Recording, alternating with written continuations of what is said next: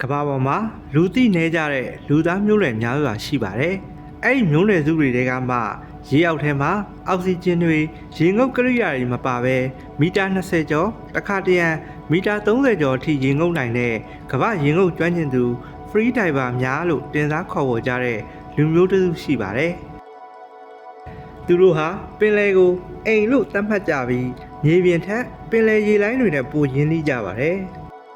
သူတို့ကိုဗတ်ကြောင်လို့ခေါ်ကြပြီးပင်လယ်လှည့်လည်နေထိုင်သူများလို့လူသိများကြပါတယ်။ဗတ်ကြောင်လူမျိုးစုဟာဖိလစ်ပိုင်တောင်ပိုင်းမလေးရှားနိုင်ငံဆာဗာပြည်နယ်နဲ့အင်ဒိုနီးရှားနိုင်ငံအရှေ့ပိုင်းကကျွန်းစုတွေမှာ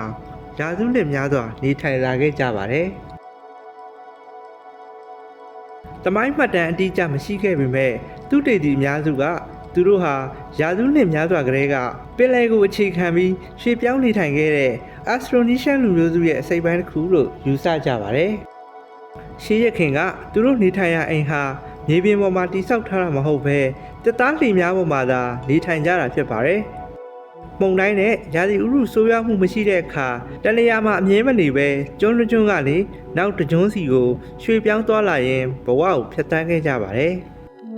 ယနေ့ခေတ်မှာတော့အများစုဟာရေပေါ်အိမ်လေးတွေပေါ်မှာနေထိုင်ကြပေမဲ့ပင်လယ်ပြင်ဟာသူတို့ဘဝရဲ့အဓိကအစိပ်ပိုင်းဖြစ်နေသေးပါပဲ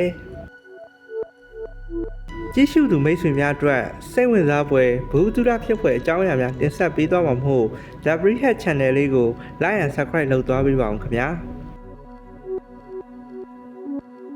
ဗတ်ကြောင်တွေရဲ့အကြော်ကြားဆုံးစွမ်းရည်ကတော့ရေငုပ်ခြင်းတက်ပညာပဲဖြစ်ပါတယ်သူတို့ဟာအောက်ဆီဂျင်မပါဘဲမိနစ်အတော်ကြာအသက်အောက်နိုင်ပြီးပင်လယ်တခွာသည်ရေပဝဲတဲ့ငါးတွေကိုရှာဖွေဖမ်းဆီးပြီးအသက်မွေးကြပါတယ်2018ခုနှစ်ကထုတ်ဝေခဲ့တဲ့သုတေသနတစ်ခုအရဗတ်ကြောင်လူမျိုးတွေရဲ့တရက်ရွက်ဟာတာမန်လူတွေထက်ပိုကြီးနိုင်ပြီးဒါဟာရေငုပ်လေစဉ်အတွင်းသွေးထဲကိုအောက်ဆီဂျင်ပုံမှန်လွှတ်ပေးနိုင်တာကြောင့်သူတို့ရဲ့ထူးခြားတဲ့ရေငုပ်နိုင်စွမ်းကိုအထောက်အကူဖြစ်စေနိုင်တယ်လို့ဖော်ပြထားပါတယ်ဗတ်ကြောင်လူမျိုးတွေဟာပင်လယ်ကိုမိခင်တယောက်လိုသဘောထားကချစ်ခင်တဲ့မိတွေ့တတ်ကြပါတယ်မိသားစုစည်းလုံးမှုကိုတန်ဖိုးထားကြပြီးရရှိတဲ့ငါးနဲ့အစားအစာကိုမျှဝေစားတောက်လို့ရှိကြပါတယ်ဘဝကိုရိုးရှင်းစွာဖြတ်သန်းပြီးတဘာဝနဲ့သဟဇာတဖြစ်အောင်နေထိုင်မှုကိုအရေးကြီးတယ်လို့ယုံကြည်ကြပါတယ်ဒါပေမဲ့ယနေ့ခေတ်မှာနိုင်ငံနယ်နိမိတ်သတ်မှတ်မှုတွေငါးဖမ်းဥပဒေတွေပင်လယ်တယံဇာတလျော်လဲလာတာနဲ့ဒါဒီဥရုပြောင်းလဲမှုတွေကြောင့်ဗတ်ကြောင်တွေရဲ့ရိုးရာဘဝပုံစံနဲ့သူတို့ရဲ့ဘဝရပ်တည်မှုကိုထိခိုက်လာပြီးတဖြည်းဖြည်းပြောင်းလဲလာပါတယ်လူငယ်အများစုဟာမြို့တွေကိုရွှေ့ပြောင်းပြီးအလုပ်လုပ်ကြသလိုကလေးတွေဟာလည်းရိုးရာရင်ငုပ်ပညာထက်ကျောင်းပညာကိုပုံမူလေ့လာလာကြပါတယ်ဗတ်ကြောင်လူမျိုးစုဟာအနာဂတ်မှာပျောက်ကွယ်သွားနိုင်မလားဆိုပြီးစဉ်းစားစရာရှိပေမဲ့ချက်ချင်းပျောက်ကွယ်သွားဖို့မဖြစ်နိုင်သေးပါဘူးဒါပေမဲ့သူတို့ရဲ့ရိုးရာစီနာမတ်ဘဝပုံစံကတော့တဖြည်းဖြည်းလျော့နေလာနေပါတယ်အကယ်၍လူငယ်မျိုးဆက်တွေဟာပင်လယ်ဘဝမှာဆက်လက်မပျော်ရွှင်တော့တဲ့အခါသူတို့ရဲ့ဘဝတွေမြင့်မားလာကြတဲ့အခါ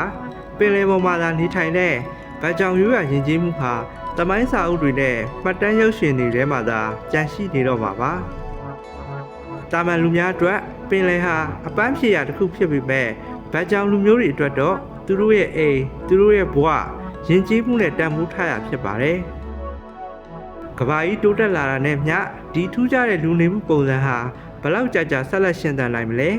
ဘလို့ပြောင်းလဲသွားမလဲဆိုတာကိုတော့အချိန်ကပဲအဖြေပေးသွားမှာပဲဖြစ်ပါတယ်